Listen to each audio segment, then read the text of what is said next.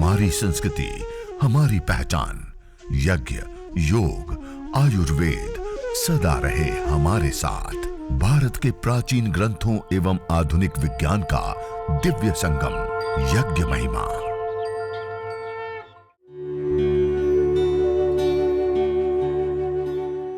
भारतीय संस्कृति में यज्ञ, योग एवं आयुर्वेद जैसी अमूल्य विद्याएं हैं, जिसका मूल है वेद।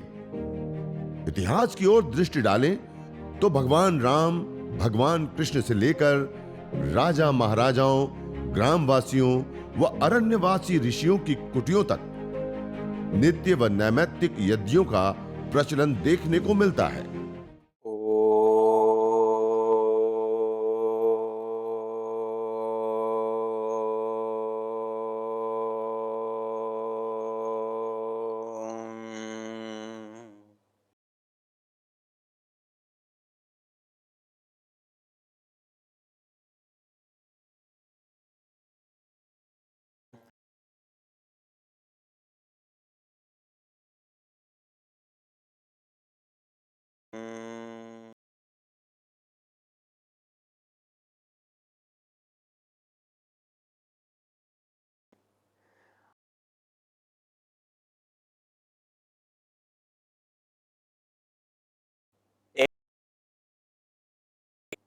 यह यज्ञ को पहुंचाने के लिए और यज्ञ से होने वाले खाने के लिए हमारी आदरणीय दीदी जी जो अथक करते हुए प्रयास करते और पूरे भारतवर्ष के आज राज्यों से एक साथ लोग जुड़ करके इस करीब 22 राज्य 22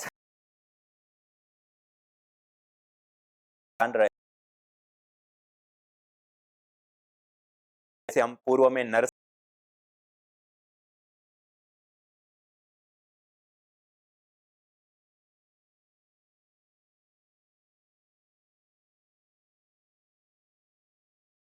हमारे लिए एक सौभाग्य की अगला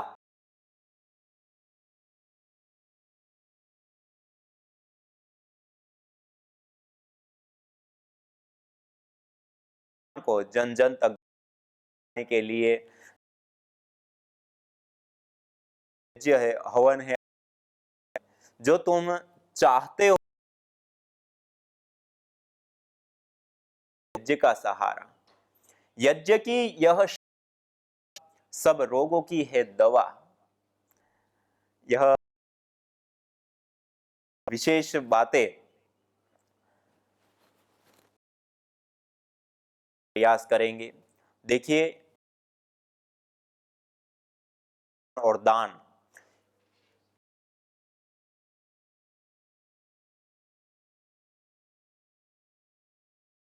जानते हो तो आप सब लोगों को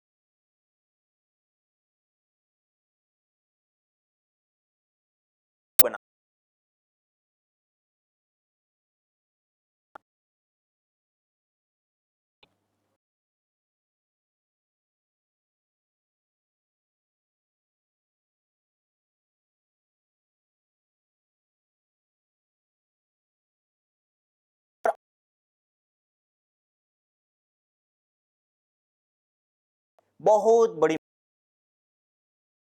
महाराज की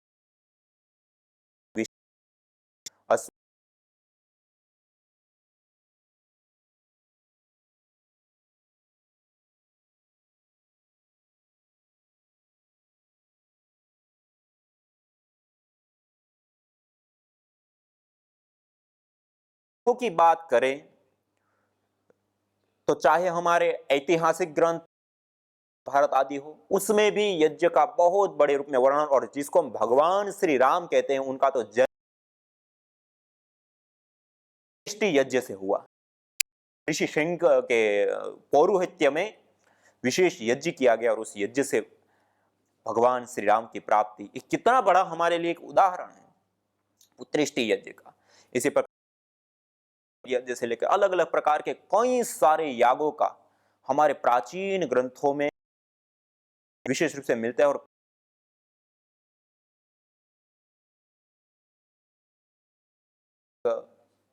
पाक यज्ञ होते हैं।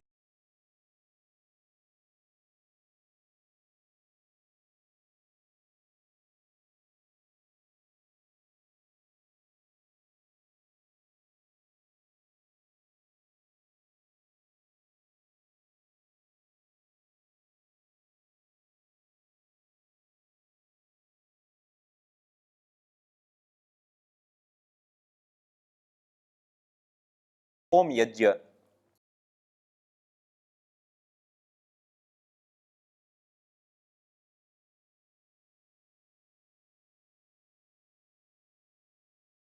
इस प्रकार के यज्ञ को नित्य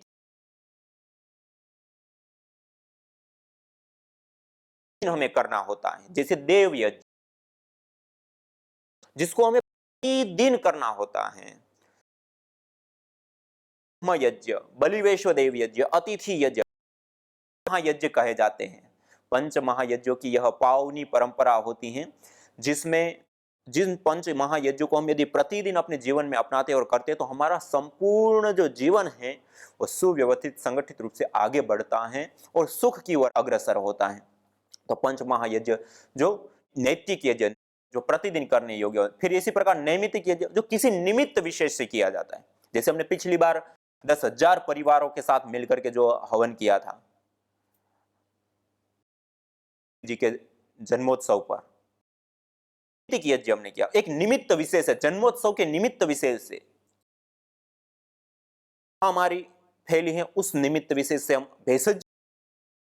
इसी प्रकार अलग विशेष से जो यज्ञ किए जाते हैं, जैसे संस्कार, गर्भाधान से लेकर के अंत्येष्टि पर्यंत 16 संस्कार होते हैं अपने मानव जीवन के अंदर अंत्येष्टि पर्यंत। उन 16 संस्कारों में जो यज्ञ कर, कोई जन्मदिन पे हमने यज्ञ कर लिया, कोई किसी किसी का जन्म अवसर पे हमने किया, ये सारे के सारे नैमित्तिक यज्ञ होते हैं। अर्थात किसी निमित्त विशेष से यज्ञ करना उसको नैमित्तिक यज्ञ कहते हैं। इसी प्रकार तीसरे होते हैं काम्य यज्ञ, एक कामना विशेष से, एक उद्देश्य विशेष से यज्ञ, जैसे पुत्र की कामना के लिए पुत्रष्टि यज्ञ, जैसे भगवान श्री राम का जन्म पुत्रष्टि यज्ञ से हुआ। इसी प्रकार से उत्तम पशुपालन और कृषि आदि के लिए गोमेघ यज्ञ किया जाता है। इसी प्रकार अलग अलग प्रकार के याग, जैसे चिकित्सा स्वास्थ्य संवर्धन के लिए हम आरोग्य यज्ञ हम विशेष रूप से करते हैं, भेषज यज्ञ जिसको हम कहते हैं। तो इस प्रकार अलग अलग उद्देश्यों के लिए अलग अलग यज्ञ किए जाते हैं, हवन किया जाता है। श्री कामो यज्ञ, श्री की कामना के लिए एक अलग विशेष यज्ञ होता है। तो ऐसे अलग अलग उद्देश्य और कामनाओं के लिए विशेष यज्ञ के, तो ये 3 प्रकार के, एक कुल मिलाकर के 21 प्रकार के मुख्य याग होते हैं, यज्ञ होते हैं। उसका 3 कैटेगरी विशेष रूप से नित्य, नैमित्तिक और काम्य बनाए जाते हैं। और इसको यदि हम श्रीमद् भगवद गीता की दृष्टि से देखें तो सात्विक, राजसिक और तामसिक यज्ञ के बारे में बताए। अफलाकांक्षे वीर्यज्ञो विधि दृष्टो स युज्यते अष्टव्यमिति मनः समायस सात्विकः, जो शास्त्र विधि से नियत किया हुआ तथा यज्ञ करना ही कर्तव्य है, इस प्रकार से मन को समाधान करके फल को न चाहते वाले पुरुषों द्वारा किया गया जो यज्ञ होता है वह सात्विक। इसी प्रकार से अभिसंधायतु फलम दंभार्थमपि चैव यत् इज्जन्ते भरत श्रेष्ठ तम यज्ञम विधि राजसम, अर्थात जिसमें जो दंभ के लिए किया जाता है अथवा कोई फल विशेष की कामना उद्देश्य को लेकर के किया जाते हैं वो सारे राजसिक यज्ञ होते हैं। ऐसे ही विधिहीन, मंत्र दक्षिणाहीन और इस प्रकार के जो याग किए जाते हैं या यज्ञ किए जाते हैं वो तामस यज्ञ होते हैं। तो इस प्रकार से यज्ञ की भी कैटेगरी होती है।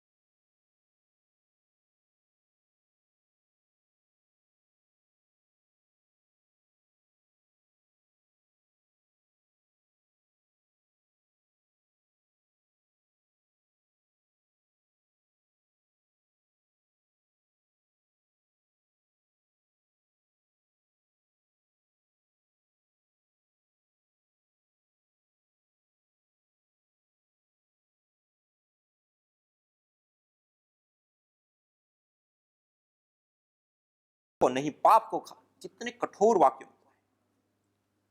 तो यह जो यज्ञ है, हवन है, इसकी जीवन में बहुत बड़ी महिमा है, बहुत बड़ी विशेषता है। ये तो मैंने कुछ आपको शास्त्रों की मैंने बातें बताई। और देखिए, हम प्रैक्टिकली हम देखें, व्यावहारिक देखें, साइंटिफिकली देखें, तो देखिए जिस हवन को, जिस अग्निहोत्र को कुछ छोटी छोटी समिधाएं हम जलाते हैं, उसमें गाय का घी और विशेष जड़ी बूटियों की आहुतियां प्रदान करते हैं, हविष्यान की आहुतियां मंत्रोच्चारण पूर्वक प्रदान करते हैं। सामान्य व्यक्ति इस प्रक्रिया को देखता है तो उनको क्या लगता है कि ये उत्तम गुणवत्ता घी, जड़ी बूटियां आदि चीजों की आहुति देकर के उसको जला करके हम नष्ट कर रहे हैं। यदि वो पदार्थ विज्ञान को जानता तो कभी उनके मुख से यह बात ना आती। पदार्थ विज्ञान क्या कहता है? कोई भी चीज का सर्वथा अभाव नहीं होता है, रूपांतरित होता है कोई भी। नस अदर्शने, हमारे दर्शन में क्या है? नाश का अर्थ, जिसको हम नाश बोलते हैं, उसका अर्थ क्या होता है? नस अदर्शने। जो पहले हमें दिखाई दे रहा था अब दिखाई नहीं दे रहा है, लेकिन वो क्या? नष्ट, अर्थात उसका सर्वथा अभाव नहीं हुआ, अब दिखाई नहीं दे रहा है। नाश कारण लय, पहले हमें दिखाई दे रहा है, अब वो अपने कारण है। यदि शाब्दिक अर्थ के द्वारा देखें तो ये शाब्दिक अर्थ है नाश कारण लय, नस अदर्शन, सूत्र के माध्यम से बताएं। बात एक ही है, कोई भी चीज का सर्वथा अभाव नहीं होता। मेरे पास एक पात्र के अंदर पानी है, उस पानी को मैं छू भी सकता हूं, देख भी सकता हूं, लेकिन उसको हम 100 डिग्री पर गर्म कर देते, क्या हो जाता है? बाष्प बन जाता है। क्या हम ये कह पाएंगे कि पानी, अब वो बाष्प बनने के बाद उस पानी को अब हम ना देख भी सकते हैं ना छू भी सकते? क्या हम ये कह सकते हैं कि पानी नष्ट हो गया? नहीं कह सकते। क्या कहते हैं? रूपांतरित हो गया। ऐसे ही धरती पर के कोई भी पदार्थ का सर्वथा कभी भी अभाव नहीं होता है, वो हमेशा रूपांतरित होता है। न होता प्रदूषण और रोगों का वार, करते यदि यज्ञ योग पेड़ पौधों का विस्तार, यज्ञ योग पेड़ पौधों का विस्तार। यज्ञ शिष्टा सिनः संतो मुच्यन्ते सर्वकिल्बिषैः, भुंजते ते त्वघं पापा ये पचन्त्यात्मकारणात्। अर्थात जो यज्ञ शेष बचे हुए अन्न का पान करते हैं, प्रसाद को प्राप्त करते हैं, प्रसाद को ग्रहण करते हैं, वह मुच्यन्ते सर्वकिल्बिषैः, सभी प्रकार के पापों से, दोषों से मुक्त हो जाते हैं। भुंजते तु त्वघं पापा ये पचन्ति आत्मकारणात्, जो केवल अपने पेट की आपूर्ति के लिए अन्न को पकाते हैं, वह अन्न नहीं अपितु पापी लोग पाप का भोग कर रहे हैं। मुंबई शहर में घाटकोपर स्थान पर मैं योग वर्क चलाती हूँ। एक महिला हमारे यहाँ पे आई तो उसे ब्रेस्ट कैंसर ऑलरेडी हुआ था, तो वो ठीक हो गया था ऑपरेशन के जरिए। उन्होंने बोला कि मैं ठीक हूँ, बट मुझे बहुत कमजोरी महसूस होती है, तो इसके लिए मैं योग वर्क में आई हूँ यहाँ पर। 1 महीने के बाद में उसे वापस पीछे यानी पीठ की तरफ दर्द होने लग गया। तो दर्द होने लग गया तो हमने कहा कि आप डॉक्टर से चेकअप करा लीजिए। पर जब चेकअप कराने गई तो डॉक्टर ने उसे कहा कि जो कैंसर आपको ब्रेस्ट में हुआ था वो पीछे आपकी मेरुदंड में फैल गया है, आपकी पीठ में पूरा फैल गया है, तो अब आप तो 1 महीने के ही मेहमान हैं, धीरे धीरे आपका चलना फिरना बंद हो जाएगा, आप पूरी तरह से बेड पे आ जाएंगे। तो बहुत मायूस होके पूरा परिवार रोते रोते हमारे यहाँ आया। तो उन्होंने कहा कि ऐसे ऐसे है करके, आपको जो हम कहें वो आप करेंगे? तो उन्होंने कहा हाँ जरूर करेंगे। तो हमने फिर यज्ञ करने के लिए उन्हें कहा। मीरा रोड में जो डॉक्टर साहब हैं उनके मार्गदर्शन से हमने उन्हें चिकित्सा शुरू कर ली। तो सोचिए कि ये मुंबई शहर में बहुत भीड़ भाड़ जगह है, तो जब हम यहाँ पे जब कहीं पे दूर जाते हैं तो यहाँ पे घाटकोपर से मीरा रोड यहाँ तक जाने के लिए हमें 2 ट्रेन बदली करनी पड़ती है। तो शुरुआत में हमने कहा कि कोई बात नहीं, हम पूरी तरह से सेवा करेंगे। तो हम उसका हाथ पकड़ के घाटकोपर से मीरा रोड तक यानी एक ट्रेन बदल के दूसरी ट्रेन बदल के इस तरह से हम मीरा रोड पहुंचते थे। वहाँ पे सुबह डॉक्टर साहब उन्हें यज्ञ थेरेपी देते थे और उसके बाद में शाम के वक्त हम उनके घर में करते थे। तो 1 महीना या 15 से 20 दिन हम उसका हाथ पकड़ के जा रहे थे। तो 1 महीने के बाद उसने कहा कि मैडम अब आपको आने की जरूरत नहीं है, मैं अकेली जा सकती हूँ। जो मुंबई शहर में रहते हैं उन्हें पता हुआ कि कितनी भीड़ भाड़ से गुजरते हुए जाना पड़ता है मीरा रोड तक। तो उसके बाद इतना उसका आत्मविश्वास बढ़ा और 1 महीना तो गुजर गया। जो डॉक्टर ने कहा था कि वो बिल्कुल बेड पे आने वाली है, वो 1 महीना तो गुजर गया। 5 महीने तक वो लगातार मीरा रोड जाती रही और शाम के वक्त हम उनके यहाँ पे सेवा देते रहे। वो महिला बहुत ही अच्छी तरह से स्वस्थ है और चल फिर रही है। तो यानी देखिए डॉक्टर सबको यज्ञ देव ने पूरी तरह से फेल कर दिया। यानी यज्ञ से हम ये बड़ी बीमारी हम जो कहते हैं इसे भी कैंसिल कर दिया है, कैंसर को कैंसिल कर दिया है।